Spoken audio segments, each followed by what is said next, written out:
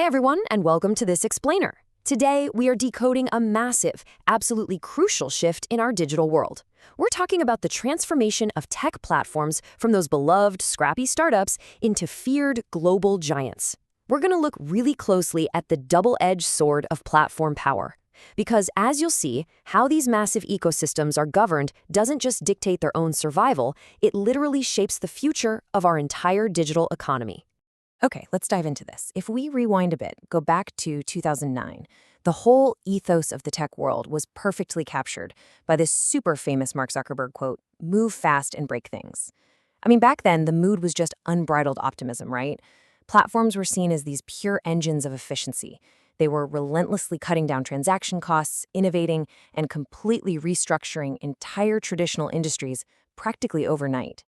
But man, fast forward to 2018, and we hear a remarkably different tune.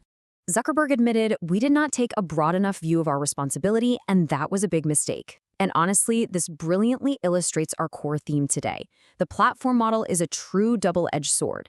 The exact same tools that allow a company to build an unprecedented global empire can completely destroy them if that power is unmanaged or abused. So, to understand how modern platforms survive this new reality, here is our survival guide roadmap for today. First, the tech mood change. Number 2, don't be a bully. 3, balancing openness with trust. 4, the gig workforce dilemma. And finally, 5, the power of self-regulation. All right, let's start with section 1, the tech mood change, from awe to suspicion. So, in recent years, the public's mood has completely shifted. That unchecked enthusiasm we talked about, it's morphed into widespread suspicion and real calls for breakups. We've seen this play out with massive movements like Delete Facebook, or the severe internal chaos that basically brought Uber to its knees during its battles with local governments. Why is this happening now? Well, a huge part of the answer is sheer scale. A New York Times columnist actually coined the term the Frightful Five for Apple, Amazon, Google, Microsoft, and Facebook. These giants have amassed such immense scale and wealth, they literally rival many governments. Much like the big banks during the 2008 financial crisis, they're now perceived as too big to fail. They act as double-edged swords, capable of incredible good, but also immense harm, which means people want serious oversight.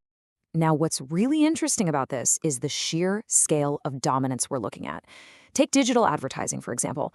Google and Facebook alone command around 66%, two-thirds of the entire market.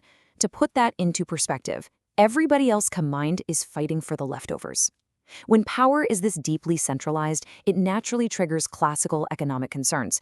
This kind of highly concentrated market power is exactly what puts a massive target on your back for regulators worldwide.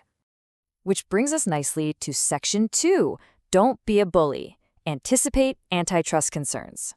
You know, in a winner-take-all digital world, the absolute most expensive consequences for platforms come from bullying competitors and crossing antitrust laws.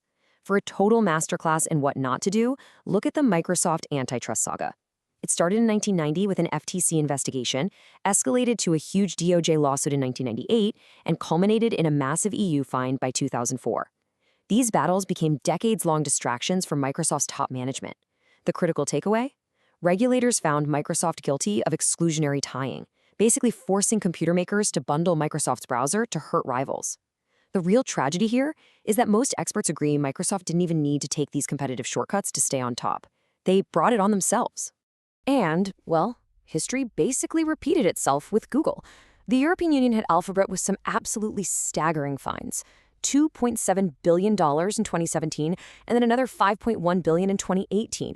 The accusation, it was incredibly similar to Microsoft's situation. Google was accused of tying its search engine and Chrome browser directly to the Android operating system. Actually, scratch that. It wasn't just an accusation. They were fined for it. Once Android had already decisively won the mobile OS wars, pushing those aggressive, restrictive contracts was an unnecessary flexing of power. It invited massive regulatory blowback that they could have totally avoided. Let's move on to section 3, balancing openness with trust, privacy, fairness, and fraud. So antitrust is just one piece of the puzzle. Platforms also have to maintain trust by actively curating bad actors out of their ecosystems. And the sheer scale of that challenge, it's captured by the staggering number. During the 2016 election cycle, just 6 fake accounts on Facebook generated 340 million shares. No way, right? But it's true. Now, to be completely impartial here, this happened because malicious actors figured out exactly how to exploit the platform's algorithms. These algorithms naturally rewarded high engagement, meaning sensational, highly polarizing content often spread like wildfire simply because it generated clicks. That is a massive, massive challenge to a platform's integrity. This perfectly highlights the complex trade-offs of the curation dilemma. On one hand, you have openness. If a platform acts as a totally neutral conduit, they get high growth and massive ad revenue. But on the other hand, you have curation. If they step in to block fake news or hate speech, they're suddenly acting a lot more like a publisher, taking on huge moderation costs.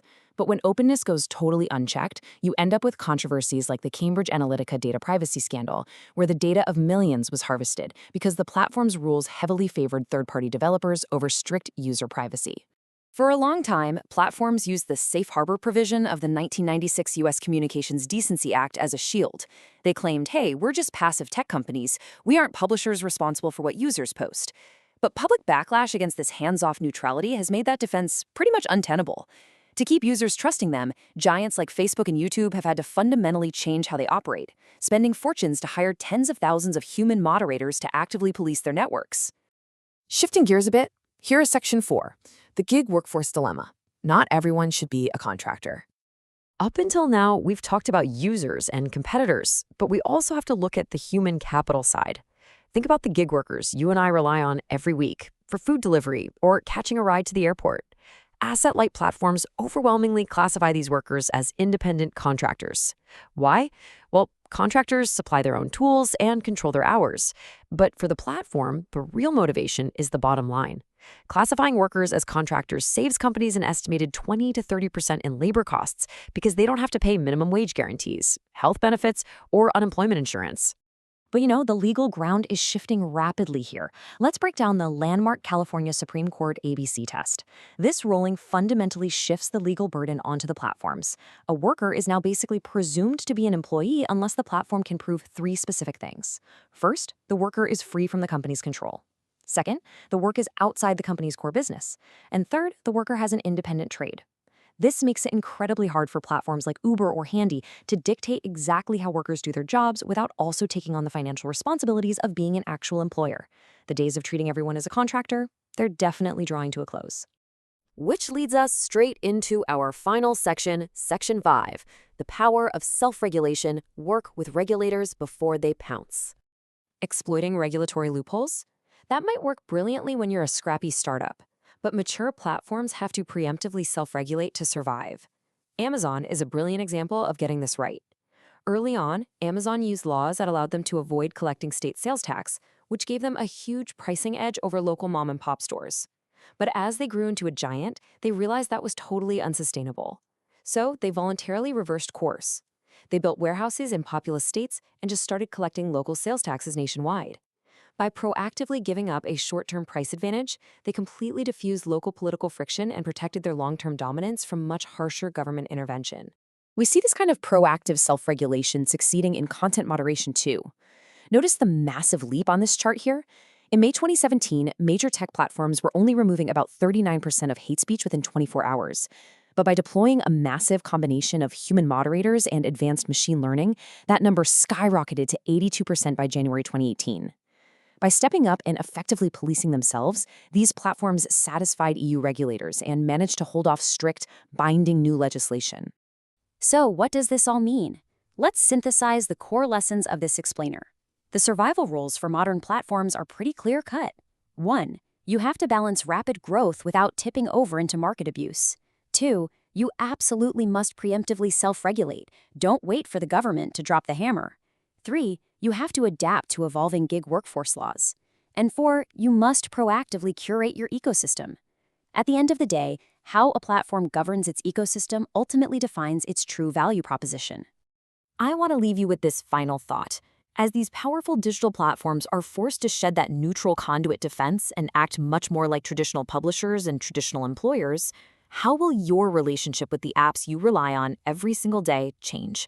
It is a fascinating evolution, and it's one that's going to define the next decade of our digital lives for sure. Thank you so much for joining me on this explainer, and I encourage you to keep questioning the platforms that shape our world.